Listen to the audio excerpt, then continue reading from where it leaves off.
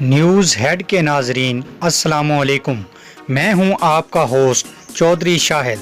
دوستو، آج کی ویڈیو میں ہم آپ کو بتائیں گے کہ ایران پر اسرائیلی و امریکی حملہ، تہران کا جوابی وار، ایئر ڈیفنس سسٹم الرٹ، کون کون سے ایرانی اہداف امریکہ کے ریڈار پر، ایران میں حکومت کے خلاف احتجاجی مظاہرے، مقاصد کیا ہیں، پاسداران انقلاب کون سی تیاری میں مصروف۔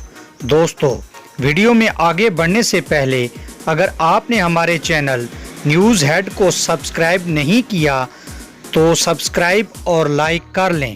دوستو، ایران پر اسرائیل اور امریکہ کی جانب سے میزائل حملے کے خطرے کے پیش نظر تہران نے ایئر ڈیفنس سسٹم الرٹ کر دیا ہے۔ امریکی عہدیداروں کا کہنا ہے کہ سیٹلائٹ، جاسوس طیارے اور جہاز ایران کی مکمل نگرانی کر رہے ہیں، جبکہ ایرانی فضائی میزائل بیٹریاں بھی اہداف کو نشانہ بنانے کے لیے تیار ہیں۔ دوسری طرف دوستو، ایران میں حکومت کے خلاف احتجاج جاری ہے، سیکیورٹی سخت اور انٹرنیٹ سروس محدود کر دی گئی ہے۔ پاسداران انقلاب نے 2 صوبوں میں مظاہروں کی تیاریوں میں مصروف متعدد نوجوانوں کو گرفتار کرنے کا حکم دے دیا ہے۔